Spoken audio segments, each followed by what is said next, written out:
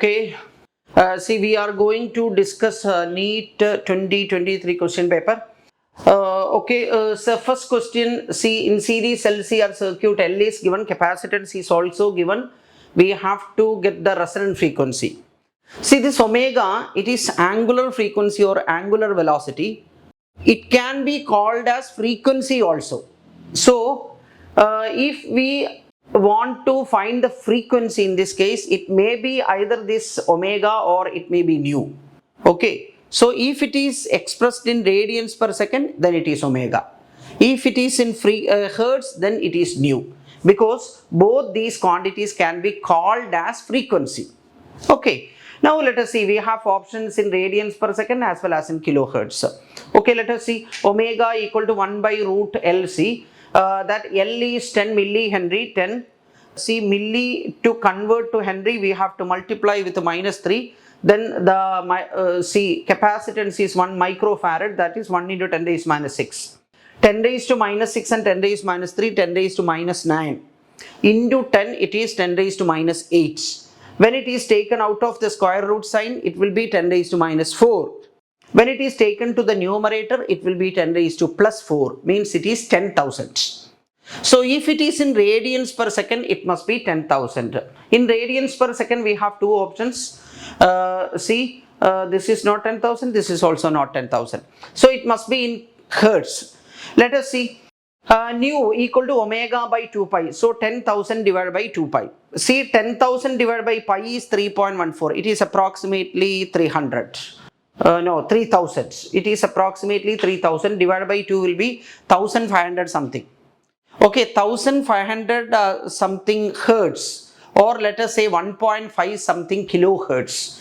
1.5 something kilohertz means it must be 1.59 kilohertz. Okay. Now let us see the second question, the magnitude and direction of the current. See, in a cell, current will be flowing, or electric current will be out of the positive pole. See, whatever electric current is coming out of the positive pole, an equal current must be going back to the negative pole. Okay, so here, here there is a cell of 10 volt and here there is another cell of 5 volt and they oppose each other. See, this 10 volt will try to send a current towards right and this 5 volt will tend to send a current towards left, because current will be out of the positive pole and the positive pole will be represented by the longer line. Okay, so the resultant EMF will be 10 minus 5. Okay, and see, the resultant EMF will tend to send a current towards right. Okay, now what is the effective resistance? Same current will be passing through all the resistors.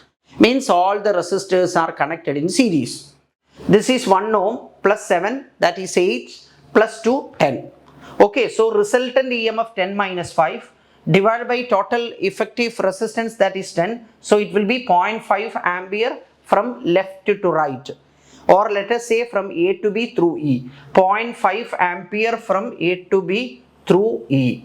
Okay, that is the correct option. Now let us see the third question. If the galvanometer G does not show any deflection in the circuit, the value of R is.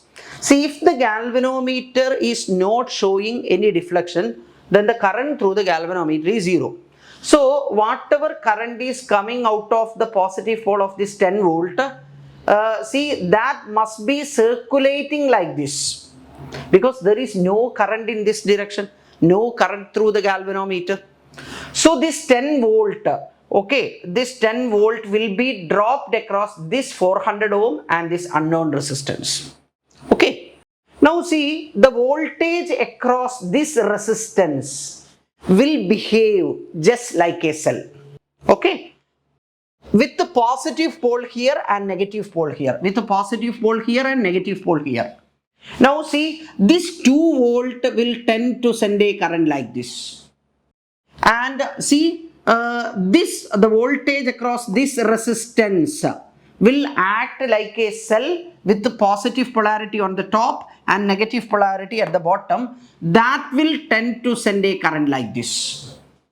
If the current through the galvanometer is 0 and if this is 2 volt, then this also must be 2 volt. Okay, now we have got the voltage across the unknown resistance and that is equal to 2 volt. See, the current from this 10 volt cell will be circulating like this only. So this 10 volt will be dropped across this resistance and this resistance only. Okay, the voltage is proportional to their resistances. The total is 10 volt. The voltage across this must be 2 volt. Then the voltage across this must be 8 volt because the total is 10. Now the voltage across these two resistances are 8 volt and 2 volt. And what is the ratio? 8 by 2 or it is 4 by 1. So the resistances also must be in the same ratio, 4:1. See, 4:1. If this is 400, this will be hundreds. Okay, so the correct answer will be 100. Here, suppose the unknown resistance is R, the non-resistance is 400. R by 400. Okay, must be proportional to the voltage across them. Okay, the voltage across the unknown resistance is 2, voltage across the 400 is 8. Okay, this will be 1 by 4. So R equal to 100 ohm. Now, next question, the temperature of a gas is minus 50 degrees Celsius. Okay, see, in order to convert this degree Celsius to Kelvin, we have to add 273. So, minus 50 plus 273, it will be 223. Okay, to what temperature the gas should be heated so that the RMS speed is increased by 3 times. RMS speed, suppose it is initially V. When it is increased by 3 times means it is increased by 3V, means it becomes 4V. Okay, so the final RMS speed is 4 times the initial RMS speeds. Okay, this is the expression for the RMS speed of gas molecules, V equal to root of 3 RT by M, where M is the molar mass. Okay, here V directly proportional to square root of temperature, that temperature must be in Kelvin. Okay, so T directly proportional to V square. Okay, so temperature directly proportional to square of the RMS velocity. When the RMS velocity becomes 4 times, temperature will become 16 times. Okay, so T dash by T, V dash by V whole square. V dash is 4 times the initial velocity V, so it will be 4 square or it is 16. Okay, you need not, if you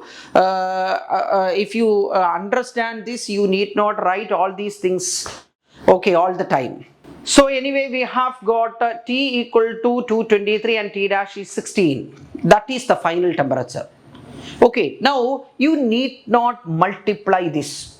Okay, if you multiply this 16 and 223, in the unit place, what you will get? 6 into 3, 18. So in the unit place, there must be 8 and carry 1.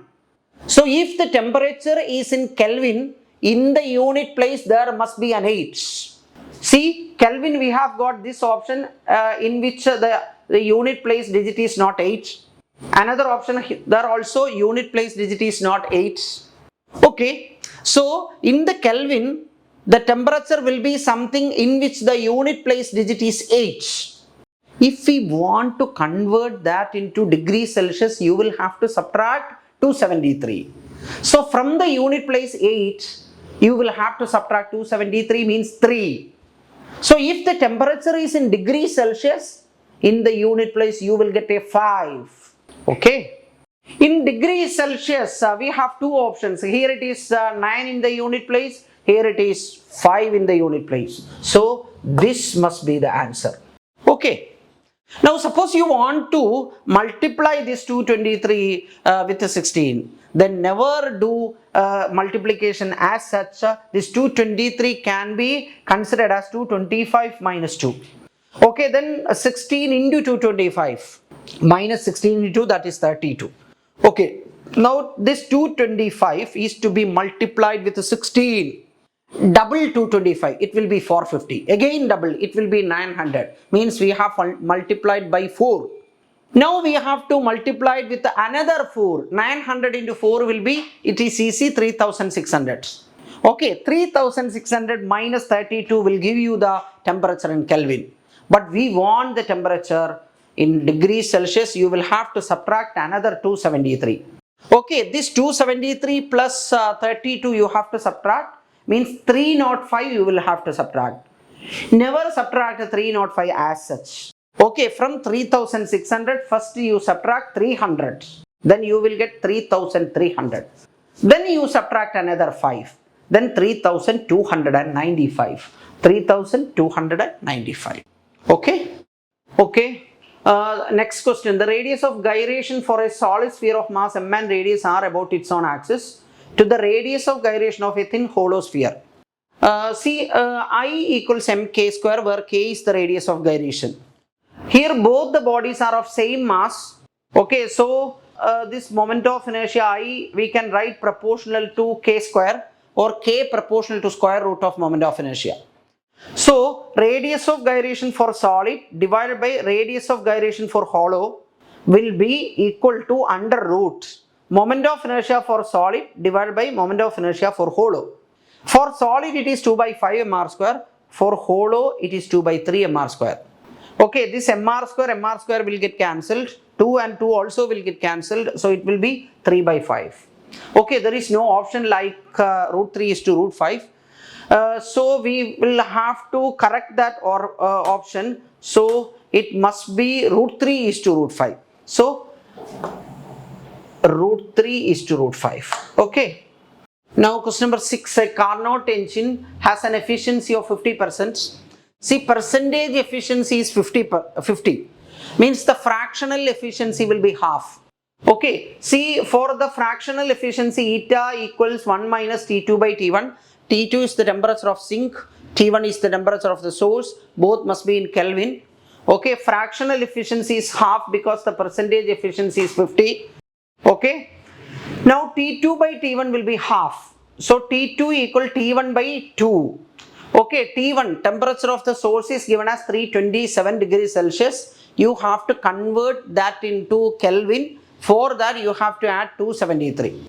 But you never add 273. Instead of adding 273, you add 300 and then you subtract 27.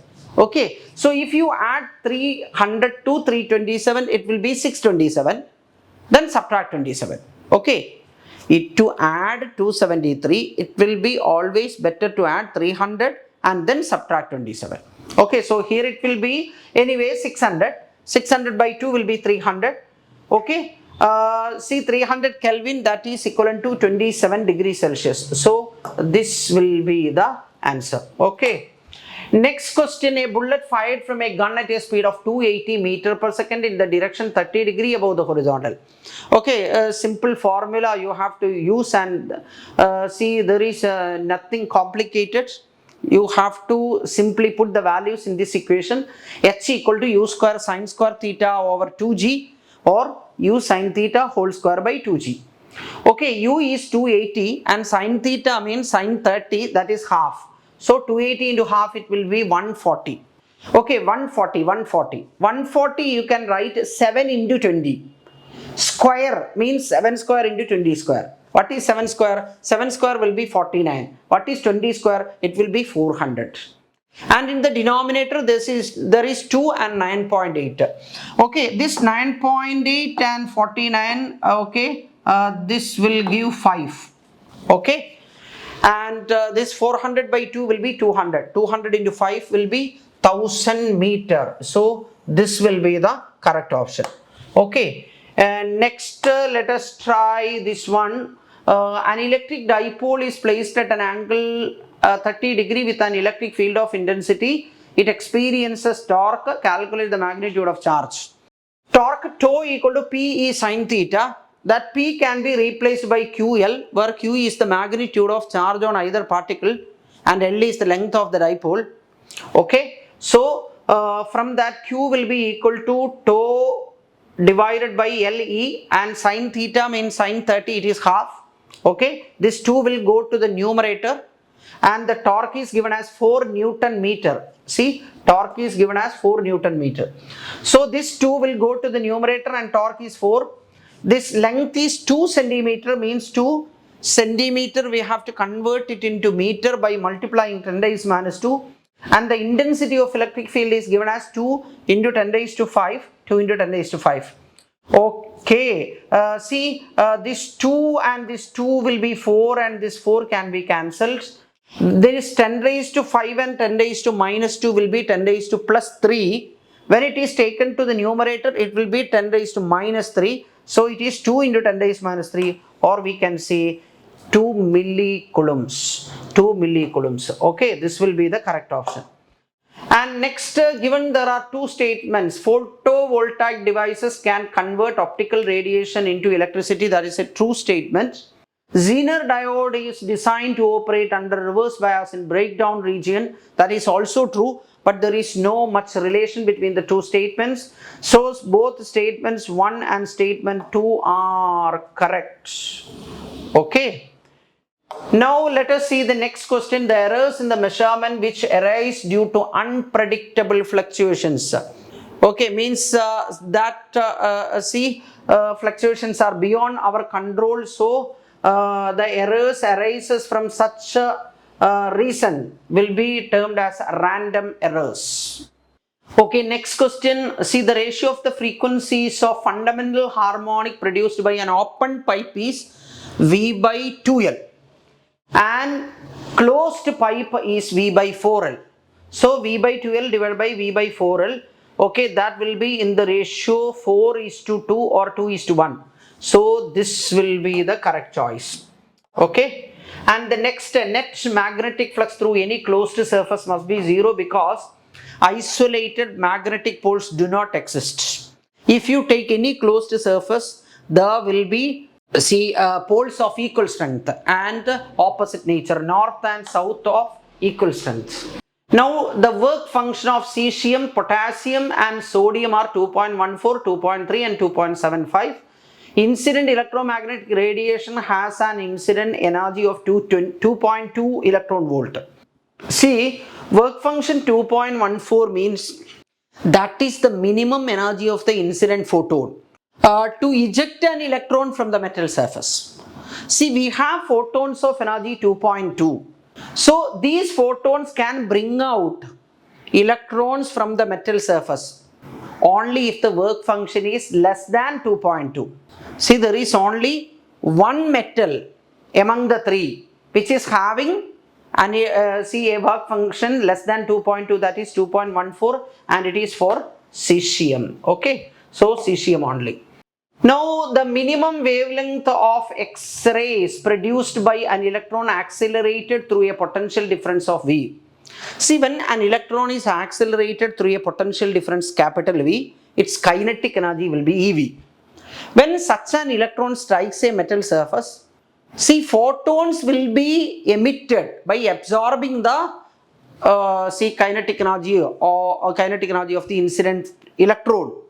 So the maximum energy that an emitted photon can have is the kinetic energy of the incident electrode. Okay, so EV is the maximum energy of the emitted photon. Okay, that energy will be maximum when this lambda is minimum. Okay, so lambda minimum, that will be proportional to 1 by V. 1 by V. Okay. Now see next question. See, a 12 volt 60 watt lamp is connected to the secondary of a step down transformer whose primary is connected to AC mains of 220. Assuming the transformer to be ideal, means secondary power in the secondary will be equal to the power in the primary. That is what is meant by an ideal transformer, because there is no energy loss. Okay, so this is the power in the primary and this is the power in the secondary. It is the output power and it is given as 60 watts. Okay, so this is 60 watts. So I1 will be 60 by V1. Okay, V1 voltage in the primary, that is 220. Okay, so it will be 3 by 11. If it is 3 by 10, answer is 0.3. Denominator is not 10, slightly more than 10, that is 11. So answer will be slightly less than 0.3. Okay, which option is less than 0.3? That is 0.27. Okay. Now light travels a distance x in time t1 in air and a distance 10x in time t2 in another denser medium. Okay, how do you find the refractive index? Okay, this refractive index n equal to speed of light in vacuum, here it is air, divided by speed of light in the medium. Okay, see, what is the speed of light in air or vacuum? It is distance by time, x distance in time t1. So this is the speed of light in vacuum or speed of light in air. And the speed of light in the medium will be distance traveled in medium divided by time taken, 10x by t2. Okay, so this is the refractive index. X and x can be cancelled, so it will be t2 by 10 t1. Okay, t2 divided by 10 t1, that is the refractive index. And 1 by n will be this is n, and 1 by n will be, this is 10 t1 divided by t2. And the critical angle C equal to sine inverse 1 by n. Okay, sine inverse 10 t1 by t2. Sine inverse 10 t1 by t2. Now question number 17, a metal wire has mass, okay, 0.4 plus or minus means that is the error in the measurement of mass, and it is 0.002 gram. Radius is given, length is also given, maximum possible percentage error in the measurement of density. See, how do we find the density? Mass by volume. Volume is pi r square into L. Okay, so the maximum percentage error, you have to take this. See, here rho represents density. Okay, take this power 1. Rho means rho raised to 1. M means m raised to 1. L means L raised to 1. So 1 into this power 1 into delta rho by rho, that is the fractional error, into 100, percentage error. Then 1 into delta m by n into 100, m into 100, and this square of power of r, that is 2. So 2 into delta r by r into 100. Then power of L is 1 into delta L by L into 100. See, when this r square comes in the denominator, its power is actually r raised to minus 2. And when L is in the denominator, it is actually L raised to minus 1 when it is taken to the numerator. So the power of m is plus 1, power of r is minus 2, power of L is minus 1. But when we find the maximum error, all the powers must be added. Okay, or all the powers must be taken as positive, whether it is negative or positive. That only will give you the maximum error. While finding errors, only the maximum errors are significant. Okay, here we will find the maximum percentage error in the measurement of density. Delta m is given as 0.002 divided by m is 0.4 into 100 will give you the percentage error. And error in the measurement of radius is given as 0.001. Okay, 0.001 divided by 0.3. See, this is length is in centimeter, radius is in millimeter. You need not convert, because if this the radius, see, is as this radius is in millimeter, the error is also given in millimeter. So in the numerator millimeter, denominator millimeter, it will get cancelled. Here numerator centimeter, denominator centimeter, it also will get cancelled. So you need not convert any units, okay, while finding the errors. Okay, so this will be 0.02 into 100, it will be 2 by 5, means it is 0.4. Here it will be 0.001 into 100 will be 0.1. 0.1 into 2, that will be 0.2. 0.2 by 0.3 means 2 by 3. It is 0.66. Okay, this will be 0.2 by 0.4. It means it is 0.5. 0.5 plus 0.4, that is 0.9, plus 0.66, it will be 1.56. Okay, when it is rounded off, it will be 1.6 percentage. So 1.6 percentage. Okay, next we have got two statements. If screen is moved away from the plane of slits, angular separation of the fringes remains constant in Young's double slit experiment. See, angular separation or angular bandwidth.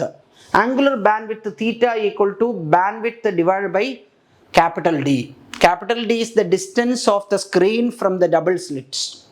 Okay. So, angular bandwidth equal to lambda by small d. Lambda by small d. So, angular bandwidth depends only on lambda and the separation of the slits. Angular bandwidth is independent of the separation of the screen from the double slit. It is independent of capital D. Okay, so if screen is moved away from the plane of slits, angular separation of the fringes remains constant.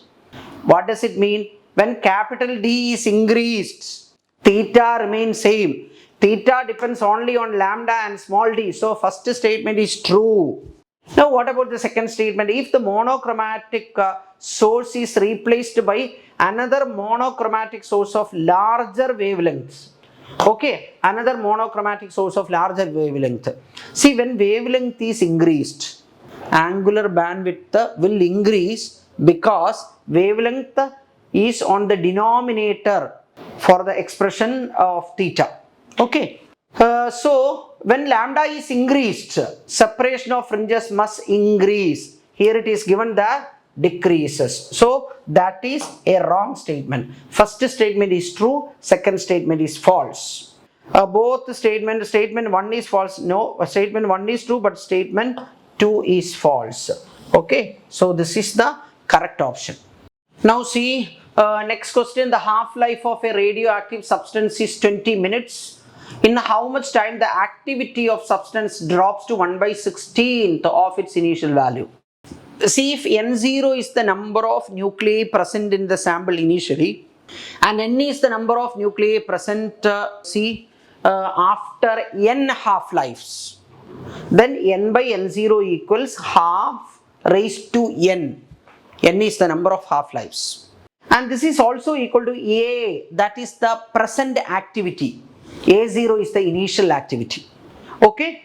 Now activity is 1/16th of its initial value. So A by A0. Now it is given that A, the present activity A, this is equal to 1/16 of A0. So A by A0 equal to 1/16. Okay. So A divided by A0, this is equal to 1/16, means 1/2 raised to 4. Or it can be written as 1/2 whole raised to 4. Okay, that is equal to 1/2 whole raised to n, means n equal to 4. So 4 half-lives are elapsed. Each half-life equal to 20 minutes. So 4 half-life will be 4 into 20, that is 80 minutes. Okay. Next, the equivalent capacitance of the system shown in the following circuit is. Okay, equivalent capacitance.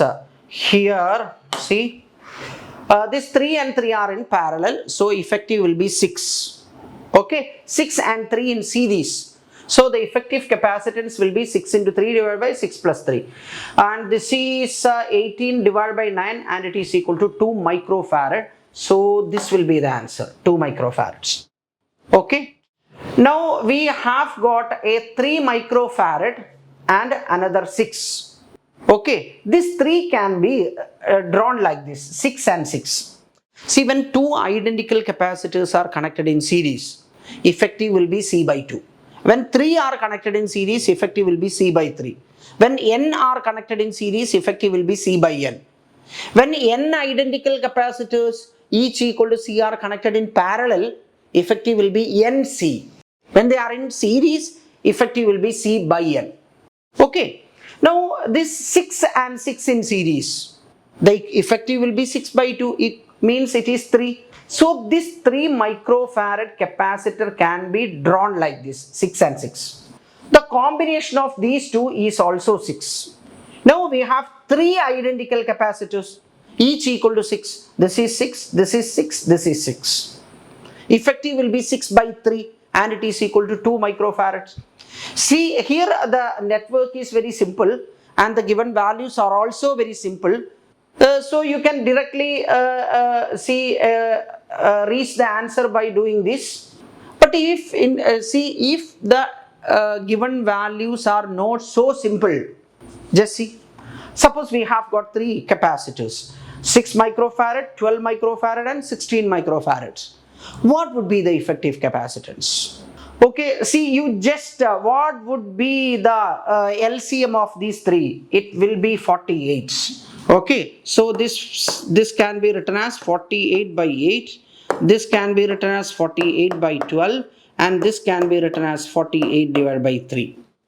Means, see, this 6 microfarad capacitor can be considered as series combination of 8 identical capacitors. 8 identical capacitors, each equal to 48, 48, 48, 48, 48, 8 numbers. What would be the effective capacitance? 48 by 8, that is equal to 6 microfarad. Okay, and this can be considered as the series combination of 4 identical capacitors. Okay, series combination of 4 identical capacitors, each equal to 48. So 48, 48, 48, 4 numbers. Effective will be 48 by 4 equal to 12. And this can be considered as the series combination of 3 identical capacitors, each equal to 48. Okay, so effective will be 48 by 3, that is equal to 16. So all the capacitors are in terms of 48. Here 8 numbers, here 4 numbers, here 3 numbers. So total will be 8 plus 4, 12 plus 3, 15 identical capacitors, each equal to 48 ohm, are connected in series. So it will be 48 by 15. Okay, 48 divided by 15. So this is equal to 48 divided by 15.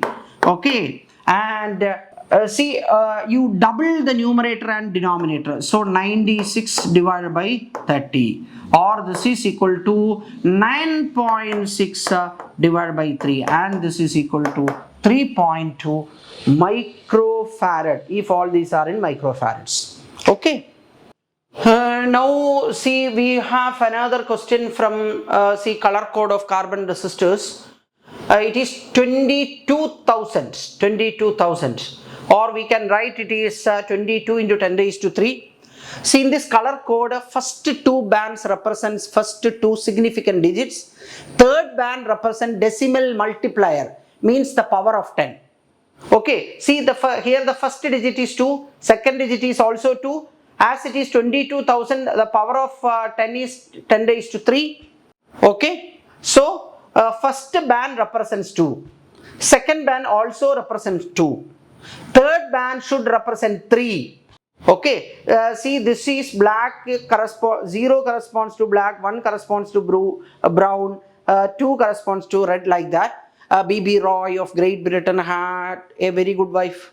Okay, so the first band will be red, second also will be red, third band should be 1 corresponding to 3. Okay, that is orange. So this will be the answer, right? Okay, and the next question, let us try.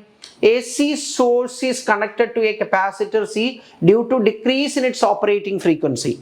See, the opposition offered by a capacitor to the alternating current is called a capacitive reactance. Reactance instead of resistance, here it is called a reactance. What is the reciprocal of reactance? It's called susceptance. Okay, just like resistance, reactance is also measured in ohm. Capacitive reactance is given by 1 by omega C, or 1 by 2 pi nu. Nu is the frequency and capacitance C. Okay, when the see, due to decrease in frequency, when nu is reduced, reactance will increase and current should decrease. Current should decrease. Displacement current decreases. Okay. Okay, next, a vehicle travels half the distance with a speed v and the remaining half with a speed 2v. Its average speed is, see, when the total distance traveled is divided into 2 equal parts. When the distance traveled is divided into 2 equal parts, then 2 by v average, this is equal to 1 by v1 plus 1 by v2. Okay, where v1 is the speed with which the first half of the distance is covered, and v2 is the speed with which the remaining half is covered. Okay, now if the total distance is divided into 3 equal intervals, so the average speed is given by 3 by V average equal to 1 by V1 plus 1 by V2 plus 1 by V3. Okay, when it is divided into 3 equal parts, distance is divided. Okay, now anyway here it is divided into 2 equal parts, and so this is the formula that we will have to use. Okay, then V average equal to 2 V1 V2 over V1 plus V2. V1 is V and V2 is 2V. In the denominator V plus 2V, it will be 3V. Okay, ultimately we will get 4V by 3. Okay, so 4V by 3 means this is the correct option. Okay, now let us try the next question, that is amount of energy required to form a soap bubble of radius 2 centimeter. See, in a liquid, only the molecules on the free surface of a liquid will be possessing energy. Free surface means the surface which is exposed to air. So when you consider a drop, see, drop, okay, inside it is filled with the liquids. So only the outer surface is free or it is exposed to air. So the outer surface area 4 pi r square possess energy. So the energy of a drop will be 4 pi r square into capital T, because capital T surface tension is the potential energy per unit area. For a spherical drop, only the outer surface area possess energy. It is 4 pi r square. Energy per unit area is T surface tension. So the total area 4 pi r square and energy will be 4 pi r square T for a drop. Now when you consider a liquid bubble, okay, bubble means inside it is air, okay, outside it is again air. Okay, so the inner surface is free. Okay, so it possesses energy. Outer surface is also free. It also possesses energy. Okay, so this total surface area will be 4 pi r square inner plus 4 pi r square outer, total 8 pi r square. Potential energy per unit area is surface tension. Total area 8 pi r square. Okay, total energy will be 8 pi r square T. Okay, 8 pi, radius is given as 2 centimeter. To convert that centimeter to meter, we have to multiply by 10 raised to minus 2. Okay, then the surface tension is given as 0.03, or we can write 3 into 10 raised to minus 2, right? Now see, this 2 square, that will be 4. 4 into 8 is 32. 32 into 3.14 is approximately 100. Okay, so I have taken this 2 square. This 8, that is 32, into this pi, it is approximately 100. That 100 and this 10 raised to minus 2 will become approximately 1. 100, 10 raised to 2 into 10 raised to minus 2, it will be 10 raised to 0, nearly 1. Okay, what remains? Here it will be 10 raised to minus 4 and here it is 3. So approximately 3 into 10 raised to minus 4. Okay, so this will be the correct option, right? Okay, yeah, now let us try the next question. The Venturi meter works on the principle and the Bernoulli's principle. Okay, and in hydrogen spectrum, the shortest wavelength in the Balmer series. Okay, in the previous question, see, Bernoulli's principle. Venturi meter works on Bernoulli's principle.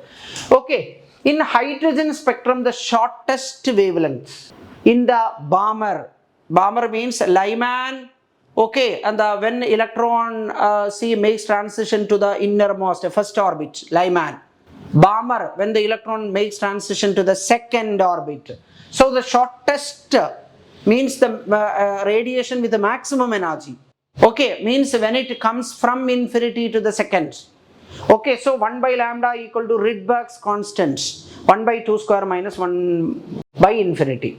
And see, Lyman, okay, Balmer, then the shortest wavelength in brackets. Lyman n equal to 1, okay, Balmer n equal to 2, Paschen n equal to 3, and then bracket, that is n equal to 4, from infinity to n equal to 4. So 1 by lambda dash. R, Rydberg's constant, 1 by 4 square minus infinity. Okay, divide these two. So this lambda dash will go to the numerator. So lambda dash by lambda.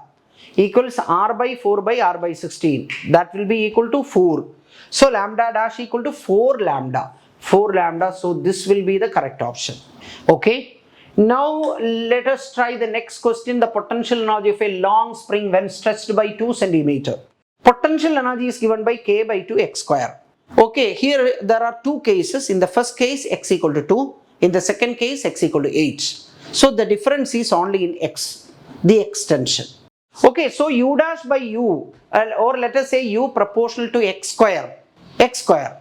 Say when 2e becomes 8, see it is made 4 times. So the energy will become 4 square times, means 16 times. So it will be 16u. Or let us say here u proportional to x square. Okay. So u dash by u will be x dash by x whole square, or 8 by 2 whole square, that is 16. So u dash will be 16 times the initial energy u. Okay. Now next question u. A full wave rectifier circuit consists of two PN junction diodes, a center tapped transformer, capacitor. Okay. Which of these components remove AC ripple? Removing AC ripple from rectified output, it is called filtering. Okay, that process is being done by the capacitor. Okay, capacitor. Okay, and the next question, see, magnetic energy stored in an inductor is half Li square. Okay, L, inductance is given as 4 microhenry, current is 2 ampere. Okay, half 4 microhenry we can convert to Henry by multiplying 10 raised minus 6. Current is 2 ampere, 2 square, that is 4 into 4, that is 16 by 2, 8 microjoule. Okay, we have 8 millijoule and microjoule, so we have to mark this one, 8 microjoule. Now see the next question. Closed surface integral E dot ds equal to 0 over a surface, then the magnitude of electric field on the surface is constant, all the charges see, E dot ds means that is the flux, the total number of electric lines of force. See, the lines of force going outward are taken as positive, lines of force going inward are taken as negative. Here the total flux is 0, the number of flux lines entering the surface, that is negative flux, must be equal to the number of flux lines leaving the surface, that is positive flux. So fourth option. And next, a football player is moving southward and suddenly turns eastward. Okay, the force that acts, force means mass into acceleration. Okay, the direction of the force will be same as the direction of acceleration.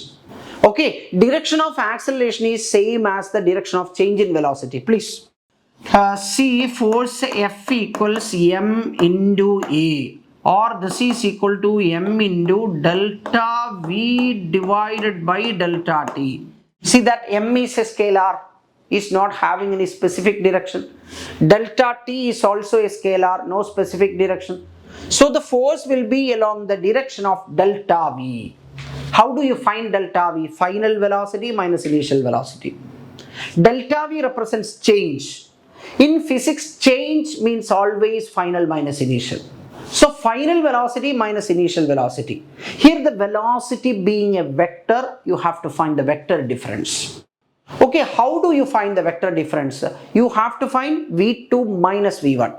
Okay, so V2, first you draw the V2, the second vector or final velocity vector, and it is to avoid eastward, suddenly turns eastward. So V2 is eastwards.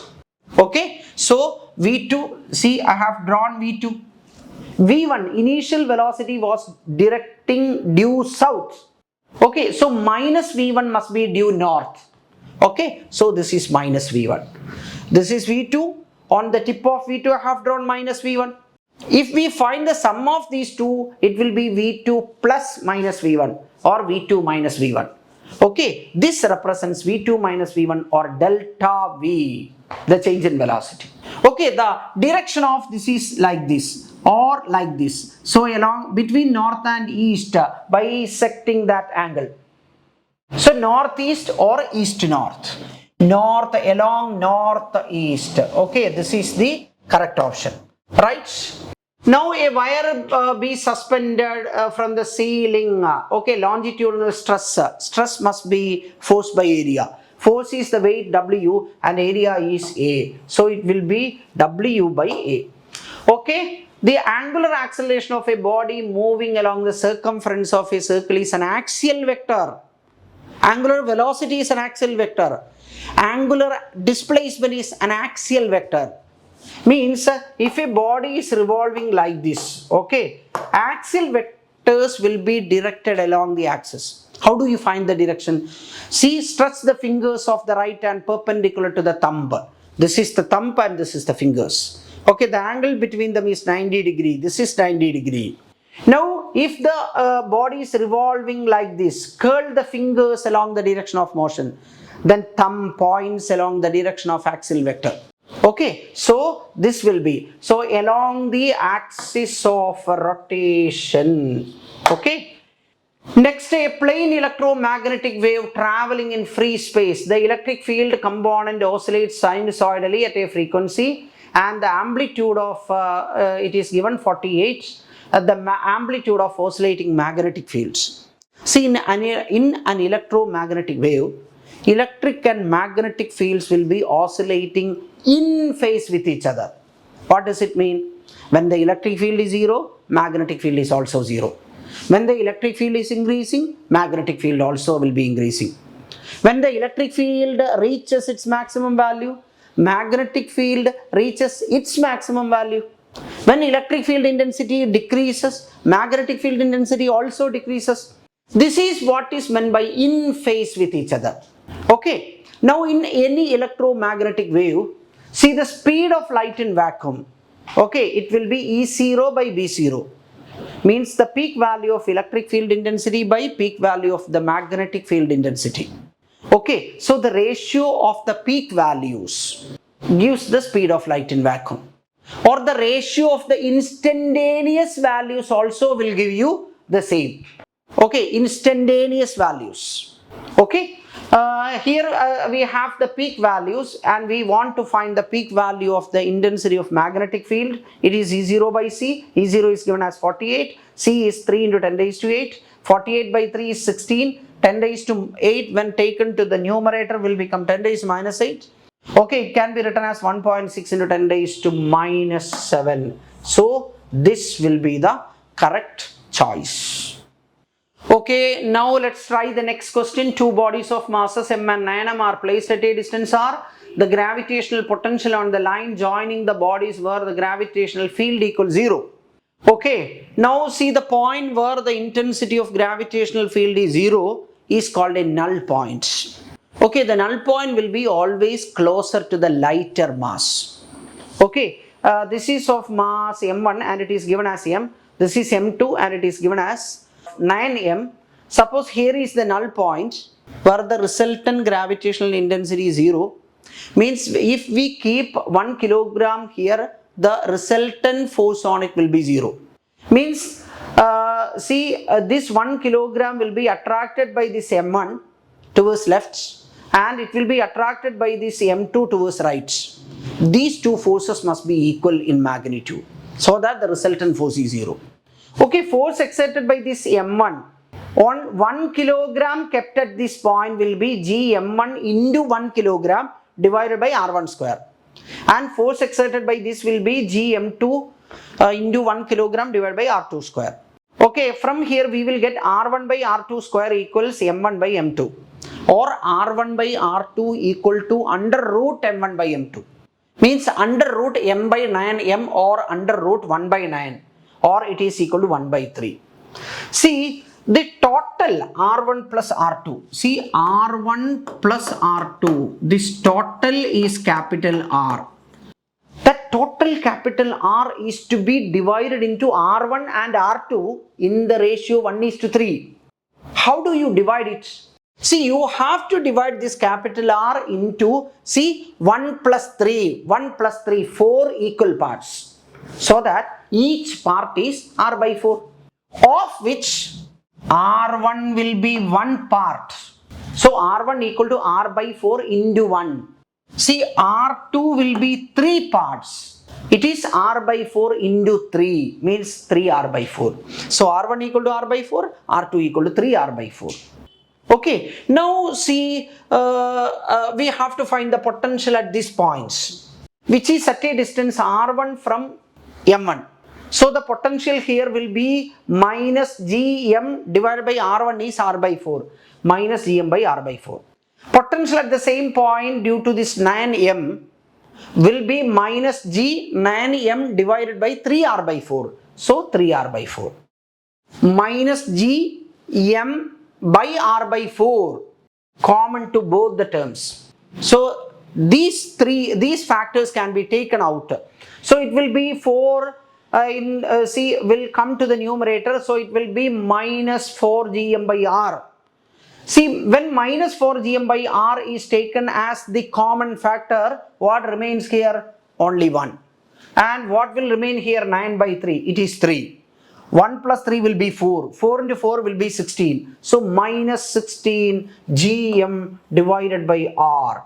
Okay, that will be the correct option, right? Next, in the figure shown here, what is the equivalent focal length of the combination of lenses? Okay. Now, see, this is very simple and you can do it quickly if you know two important points. Okay. Now see, we have got a lens. Suppose the radius of curvature of one of the surfaces is r1 and the other is r2. Okay, and its focal length is f. See this surface, okay, drawn in yellow is with the radius of curvature r1, and this surface drawn in blue is with the radius of curvature r2. Okay, now this lens is kept with the yellow on left side and blue on right side. Its focal length is f. When the same lens is kept in the other way, means with the blue side on left and yellow side on right, then also the focal length is f. Okay, what does it mean? See, the order of the spherical surfaces in a lens are not relevant. Okay, if the first refraction takes place on the yellow side or blue sides, that doesn't matter. Focal length will be the same. Okay, now suppose three lenses are kept coaxially and in contact with each other. Okay, f1, focal length f2 and focal length f3. So the effective focal length will be 1 by f equals 1 by f1 plus 1 by f2 plus 1 by f3. Okay, now suppose first lens is of focal length f1, second is of focal length f3 and third is of focal length f2. Effective focal length will be 1 by f equal to 1 by f1 plus 1 by f3 plus 1 by f2. It is same as this 1 by f1 plus 1 by f2 plus 1 by f3. So when a number of lenses are placed coaxially and in contact with each other, again their order is not relevant. Okay, we can keep them in any order, the result will be the same. Okay, now what we have, see, we have a plano-concave lens, then a double convex lens, then another plano-concave lens. Okay, plano-concave, double convex, then plano-concave. Suppose these two plano-concave lenses are kept together, then it will be a regular double concave lens. Regular double concave lens, then a convex lens. So in short, we have a regular double concave lens and another double convex lens. Okay, that is this combination. Now, if the spherical surfaces are of equal radii, then it is called equiconvex. And in a concave lens, if the spherical surfaces are of equal radius, then it is called equiconcave. Okay. Now the focal length of an equiconvex is r by 2n minus 1. Focal length of an equiconcave is same formula, the only difference is it will be negative, minus of r by 2n minus 1. Okay, here the convex lens has a refractive index 1.5 and radius of curvature is 20. So the focal length will be 20 by 2 into 1.5 minus 1, that is 0.5, 2 into 0.5, that is 1, or it is 20. And see, concave lens, the refractive index is 1.6, minus 1, that is 0.6 into 2 will be 1.2. Okay, so this is negative. So this is the focal length of the concave and this is the focal length of the convex. When they are put in contact coaxially, the effective focal length is like this: 1 by f equal to 1 by f1 plus 1 by f2.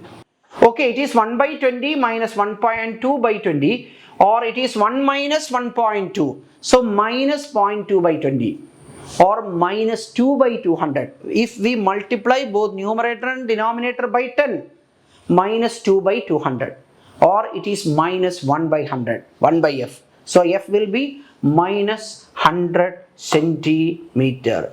This will be the correct option. Okay. Now let's try the next question.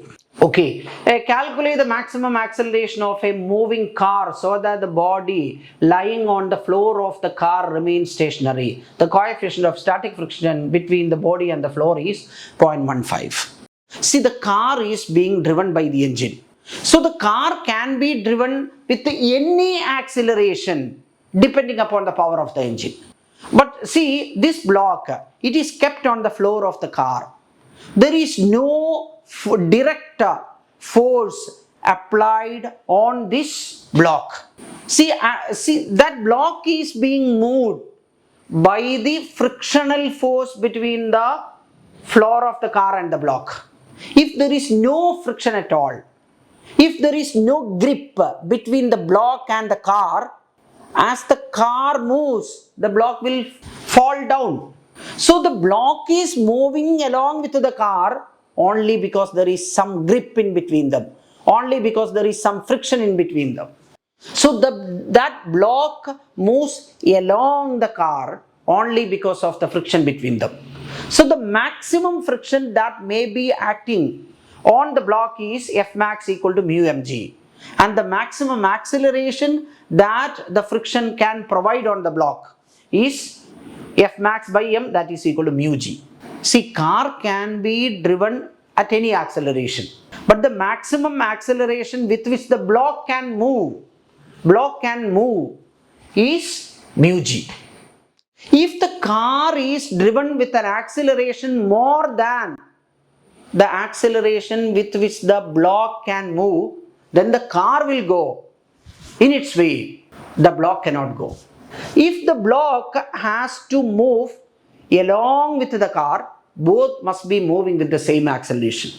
Okay, the maximum acceleration that the block can have is mu g. So the car should not be driven at an acceleration more than that. So the maximum acceleration the car can have is the maximum acceleration that the block can have, and it is equal to mu g, or it is equal to 1.5 meter second raised minus 2. Now see, a satellite is orbiting just above the surface of the earth with a period t. Okay, if d is the density of the earth and g is the universal gravitation constant, the quantity 3 pi by gd represents. Okay, that is, okay, see, satellite of mass m is revolving, okay, around the earth, okay, in a circular orbit of radius capital R. The necessary centripetal force is provided by the gravitational attraction. What is the centripetal force? It is mr omega square. M is the mass of the satellite, R is the radius of the circular orbit, omega can be written as 2 pi by t, 2 pi by t.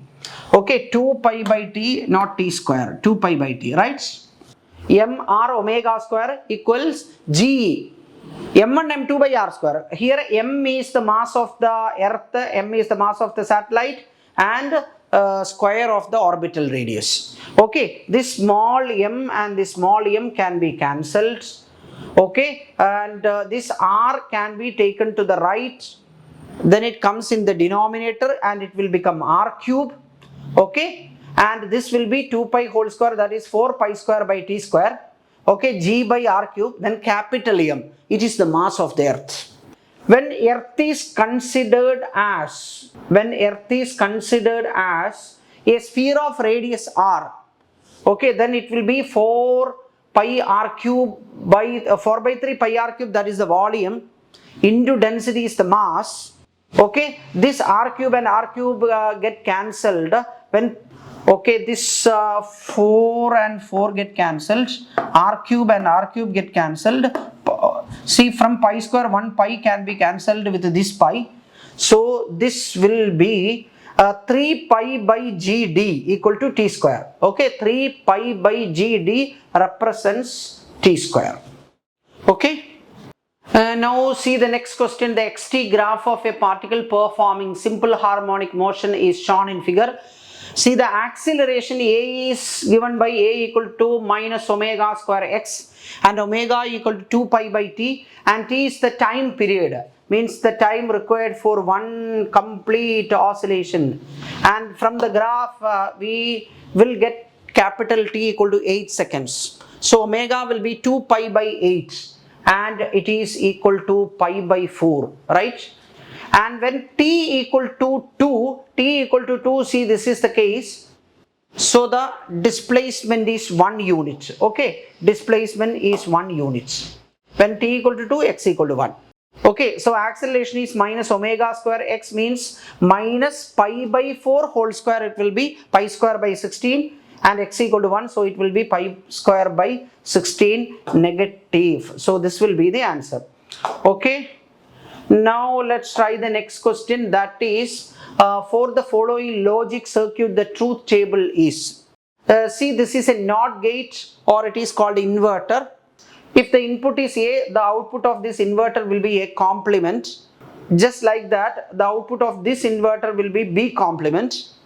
This is a NAND gate, means inputs will be multiplied and then see inverted, or we will get A complement, B complement, whole complements. Okay, now see, we have to apply this De Morgan's theorem.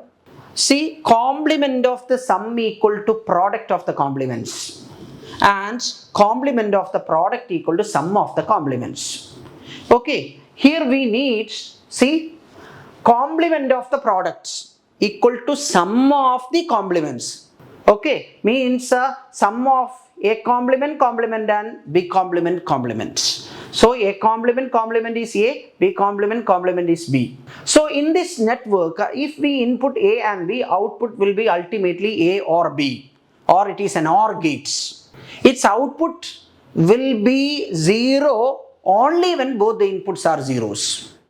Okay, so this is the truth table for OR gates. See, its output will be 0 only when both the inputs are zeros, and its output will be 1 in all other cases. So this is the truth table for an OR gates. Okay, now let's try next.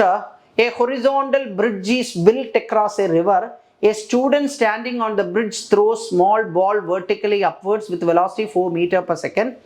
Okay, the ball strikes the water after 4 seconds. The height of the bridge above the surface of water is.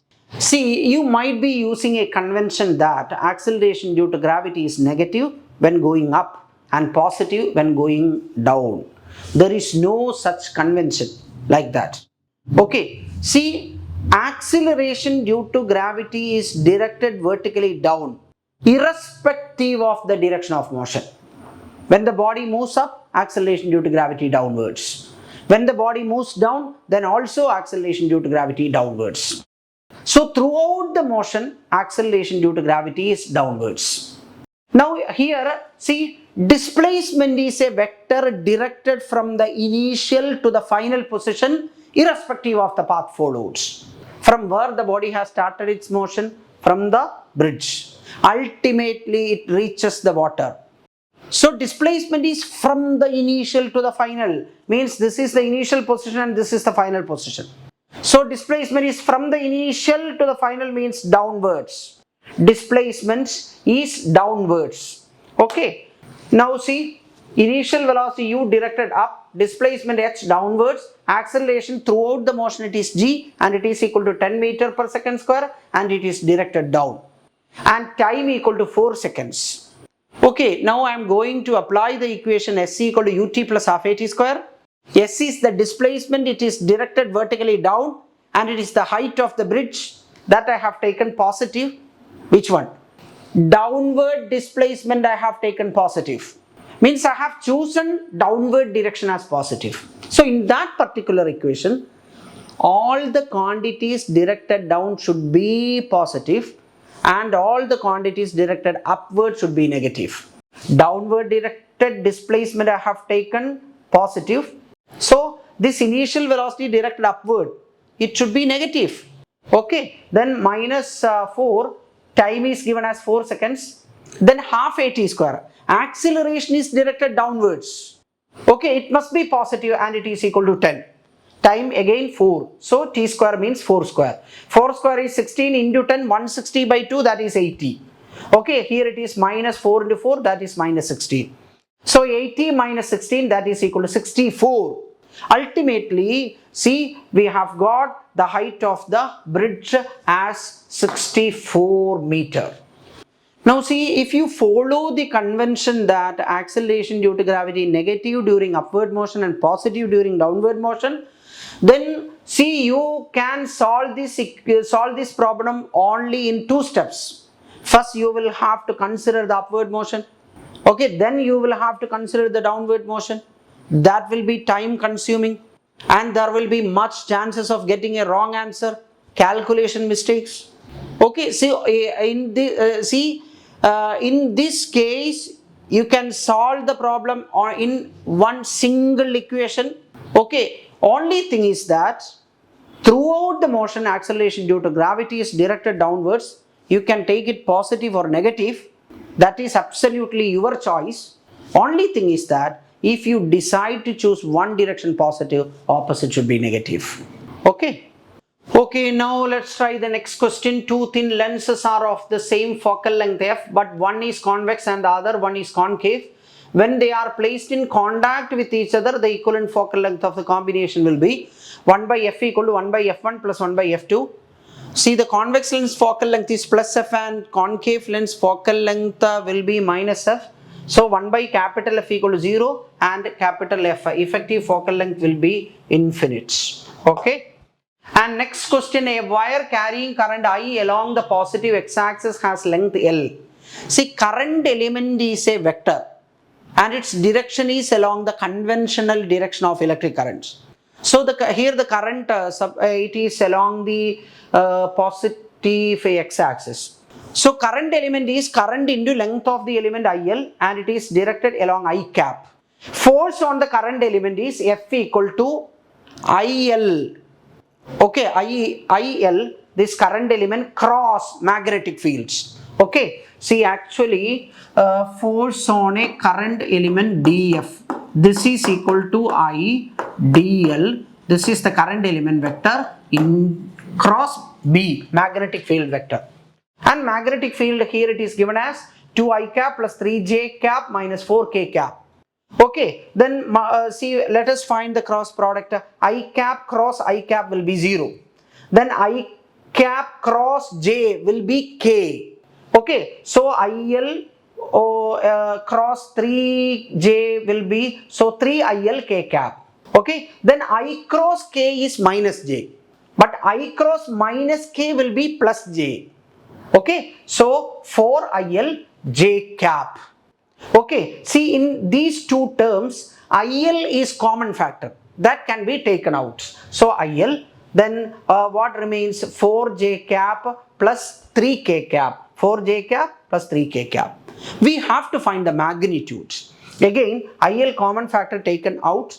Then IL into root of 4 square plus 3 square, that is 5 square inside root. When 5 square is taken out, it will be 5IL. So this will be the correct option. Okay, and now let's try the next question. A bullet from a gun is fired on a rectangular wooden block with velocity u. When bullet travels 24 centimeter through the block along its length horizontally, velocity of bullet becomes u by 3. Then it further penetrates into the block in the same direction before coming to rest exactly at the other end of the block. The length of the block is. Okay. Now suppose a body starts from rest and moves with a constant acceleration. Constant acceleration means its velocity changes equally in equal time. Okay. Now see, initial velocity is 0. After a time t, its velocity becomes v. After one more t, it again increases by v and becomes 2v. In the next interval, it again increases by v and becomes 3v. So equal time interval, equal change in velocity. If a body that is what is meant by constant acceleration. Now, if a body starts from rest and moves with a constant acceleration, then ratio of displacements in successive equal intervals of time will be 1:3:5:7 like that. Okay. So 1:3:5:7 starting from the zero velocity end.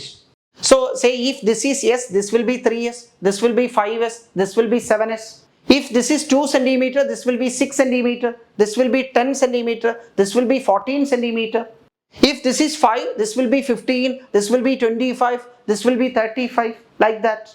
Okay, now same thing can be used in the reverse order for a body coming to rest with uniform deceleration.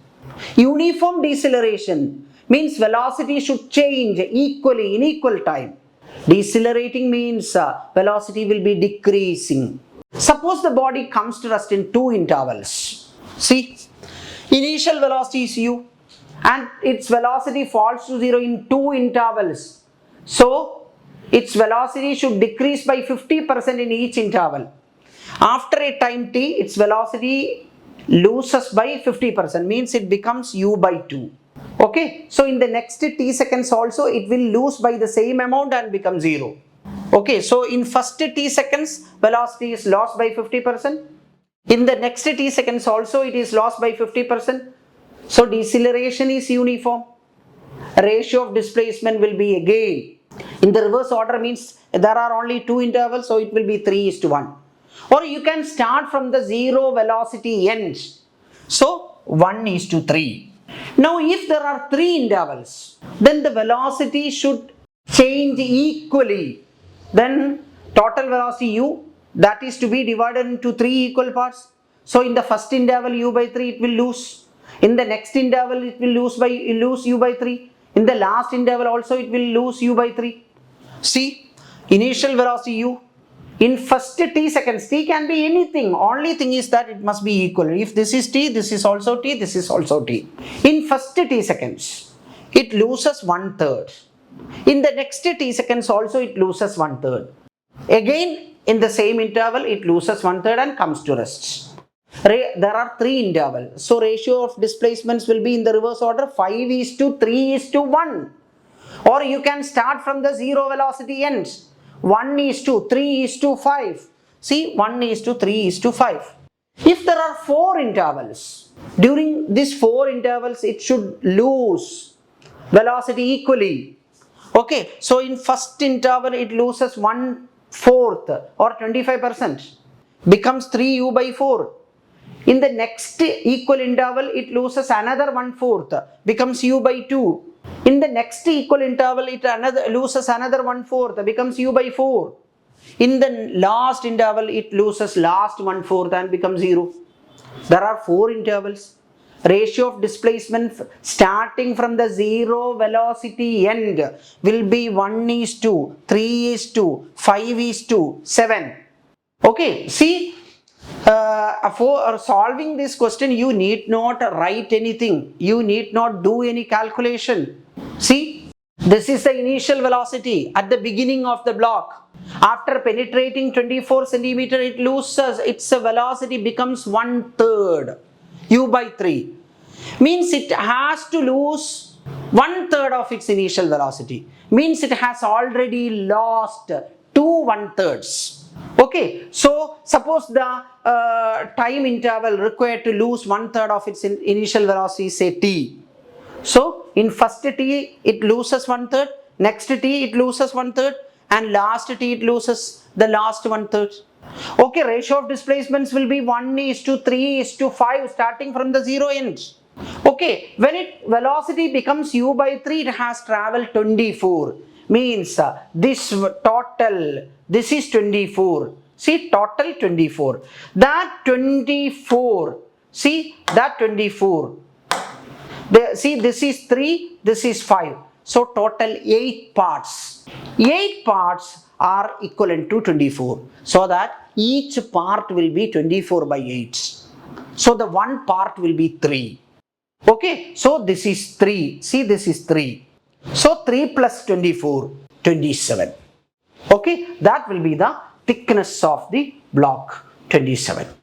Okay, now let's try the next question. The resistance of platinum wire is 0 at 0 degrees Celsius is 2 ohm and 8 ohm at 80 degrees Celsius temperature coefficient of resistance. Formula is RT equal to R0 times 1 plus alpha T, where alpha is the coefficient of temperature coefficient of resistance.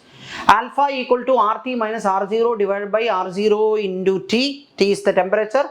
6.8 minus 2, that will be 4.8. 2 into 80, that is 160. It can be written as 1.6 into 10 raised to 2. 4.8 and 1.6 can be divided and it gives 3. 10 raised to 2 when taken to the numerator will become 10 raised to minus 2, that much per degree Celsius. Okay, 3 into 10 raised to minus 2 per degree Celsius. Okay, and next an electric dipole is placed as shown. Okay, the electric potential in 10 raised to 2 volt means how many 10 raised to 2 volt are there now. Okay, now see, okay, 1 by 4 pi epsilon 0 is, so we have to find the potential here, and this point is at a distance, this 5 plus 3, 8 centimeter from minus q. So the potential will be minus k stands for 1 by 4 pi epsilon 0 q, then 8 centimeter we can convert to meter by multiplying with the 10 raised to minus 2. Okay, and that is the potential here due to this negative charge. Potential here due to this positive charge will be this distance. Total is 5, of which this is 3, so the remaining will be 2 only. Okay, so kq divided by 2 centimeter, we can convert it into meter by multiplying 10 raised minus 2. Okay, when this 10 raised minus 2 is taken to the numerator, it will become 10 raised to plus 2. Here also 10 raised to plus 2. Now kq by 8 is a common factor. Kq into 10 raised to 2 by 8 is a common factor. So what will remain here? There is only minus 1. Okay, and here it will be this 4.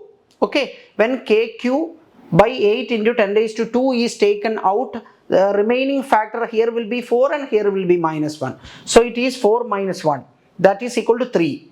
Okay, so 3 by 8 kq 10 raised to 2. Okay, we have to find how many 100 volt will be there. Okay, how many 10 raised to 2 volt will be there. It is 3 by 8 kq. 3 by 8 kq. Okay, so this will be the correct option, right? And next 10 resistors, each of resistance R are connected in series. When n identical resistors are connected in series, effective resistance is NR. Here 10 resistors are connected in series. Effective will be 10R and current will be EMF by 10R. When they are connected in parallel, when n resistors identical, each equal to R, connected in parallel, R by n. When 10 resistors are connected in parallel, each equal to R, effective resistance will be R by 10. Okay, so current will be E by R by 10. Okay, then I dash by I will be then 10 E by R, okay, divided by E by R, that is equal to N, and this will be E by R and E by R can be cancelled. This 10 will come to the numerator, so it becomes 10 into 10, that is 100, so N equal to 100. So this will be the correct option. Now see, we have got this current carrying wire, and see, this conductor is of semi-infinite. It goes to infinity like that. Okay, such wires are called as semi-infinite wires. And the magnetic field at its end, okay, here, it will be half of the magnetic field due to an infinitely long conductor. See, if a conductor goes to infinity along this direction and goes to infinity along this direction also, that is an infinitely long conductor. Okay, if there is one end of the conductor here and it goes to infinity like this, then it is called semi-infinite. Okay, so this is a semi-infinite. And what is the direction of the magnetic field due to that conductor at the point of observation? For that you have to hold the conductor.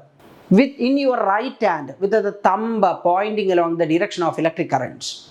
Okay, electric current is towards left. So hold the conductor like this with the thumb along the direction of electric current. So the magnetic field at the point of observation P will be into the plane of the board. Okay, due to this upper conductor. Now consider the lower conductor.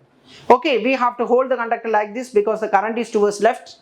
The magnetic field due to this conductor at the point of observation P will be again into the plane of the boards.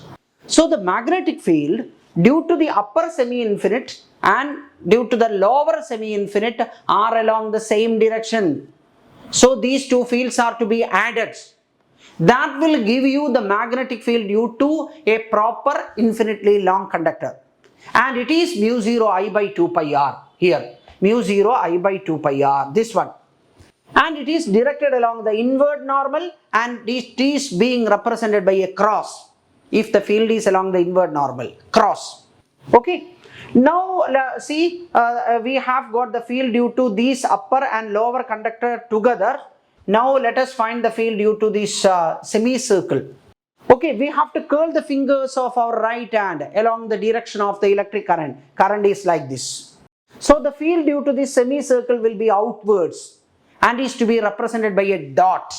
A full circle produces a magnetic field of mu 0 I by 2r at its center. But we have got only half of it. So it will be mu 0 I by 4r. Okay, outwards.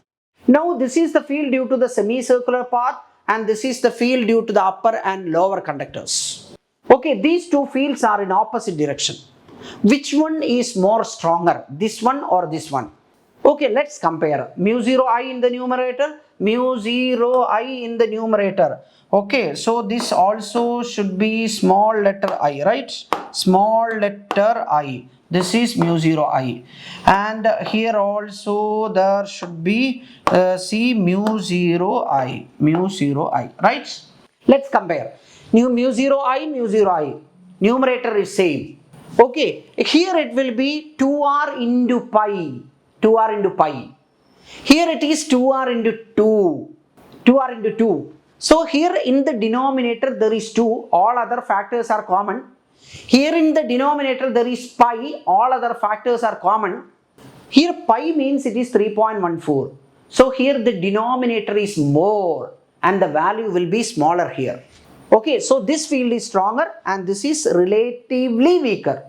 So the resultant field will be magnitude of this minus magnitude of this. Let us take mu 0 I by 4r common out. So what remains here? That is 1. What remains here? It will be 2 pi. And the resultant field will be along the direction of the stronger. Means outwards, outwards, outwards. Okay, pointed away from the page. Okay, pointed away from the page. That will be the resultant magnetic field at the point of observation capital P.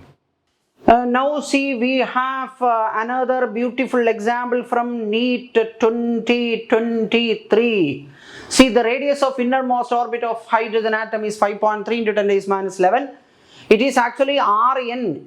Radius of the nth orbit is A0 n square. A0 is the radius of the inner orbit. It is called Bohr's radius and it is 0.53 angstroms. And it is given as 5.3 into 10 raised minus 11. Okay, and see, we have to find the radius of the third allowed orbit, means n equal to 3, square will be 9, and when we multiply this 5.3 and 9, we will get 47.7 into 10 raised minus 11, and we can write it 4.77 into 10 raised minus 10. 10 raised to minus 10 stands for angstroms. So it will be this one. Okay. And let's try the next question. That is, see, the net impedance will be, okay, here the frequency is given as 50. Okay, inductive reactance omega L, it is 2 pi f. Then inductance is given as 50 by pi millihenry, that is 10 raised minus 3. Okay, this pi and pi will get cancelled. Then 2 into 50, that will be 100 into 50, that is 5000 into 10 raised minus 3 will be 5 ohm. Okay, capacitive reactance is 1 by omega c. Again, omega equal to 2 pi f and f equal to 50. Okay, this pi and pi will get cancelled. 2 into 50, that is 100. 100 into 10 raised to 3, that is 10 raised to 5, into 10 raised to minus 6 is 10 raised to minus 1 in the denominator. When it goes to the numerator, it becomes 10. So it is 10 ohm capacity of reactance. Impedance is given by under root R square plus XL minus XC whole square. XL is given as 5 minus 10, that will be minus 5, square will be 5 only, 5 square, that is 5 square plus 10 square, okay. And it is 5 root 5 ohm, 5 root 5 ohm, okay. Okay, so we have discussed all the questions in most simplest, okay, shortest possible methods, okay. Thank you.